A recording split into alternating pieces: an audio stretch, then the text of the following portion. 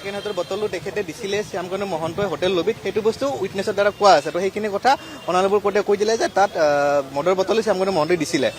আৰু 3 নম্বৰ কাৰণটো আপোনাৰ বিশেষকৈ দিছে যে মেডিকেল কণ্ডিশ্যনটো যোনটো জুবিন গাৰ্গৰ আছিলে, লাষ্ট আপোনাৰ 2022 পৰা তেখেত অসুস্থ আছিলে। তো লাষ্ট 2025 তেখেতে অসুস্থ হৈছিল, আপোনালোকে চাই গম পাই নেমকেয়াৰ হস্পিটেলত এডমিট হৈছিলে মে' মাহত। তো এইখিনি তেখেত সকলো অৱগত আছিলে। অৱগত হোৱাৰ পিছতো তেখেতে কোনো ধৰণৰ মেডিকেল মানে হেল্প জুবিন গাৰ্গক এচিষ্ট নকৰিলে। আৰু যেতিয়া ঘটনাটো হৈছিল, ঘটনাটো হোৱাৰ পিছত তেখেতে জুবিন গাৰ্গক এচিষ্ট কৰিব বা হেল্প কৰিব মানে ছিংগাপুৰৰ পৰা মালয়েছিয়া পলাই গৈছিল। বিশেষকৈ এইকেইটা গ্ৰাউণ্ডত মেমে আপোনাৰ বেইলটো অৰ্ডাৰটো ৰিজেক্ট কৰিছে। আপোনাৰ অনাৰেবল কোৰ্টে আপুনি অপাৰেটিভ পাৰ্টটো ক'লে, তো বাকী অৰ্ডাৰটো সম্পূৰ্ণ অৰ্ডাৰটো এতিয়ালৈ আপলোড কৰা নাই। তো আপলোড কৰিব, আপলোড কৰিলে আপোনালোকে সম্পূৰ্ণ অৰ্ডাৰটো ক'ব। কিন্তু অনাৰেবল কোৰ্টে আপোনাৰ 3টা মূলত কাৰণত ৰিজেক্ট কৰিছে। ফাৰ্ষ্ট কাৰণ হ'ল আপোনাৰ শ্যামকানু মহন্তৰ যিটো ব্লেক এণ্ড হোৱাইটৰ বটলৰ কথাটো উল্লেখ কৰিছে, শ্যামকানু মহন্তই ব্লেক এণ্ড হোৱাইটৰ এই বটলটো লবিত জুবিন গাৰ্গক দিয়াইছিল, আৰু সেইটো আপোনাৰ ৰেকৰ্ডত আছে, উইটনেছে কৈছে।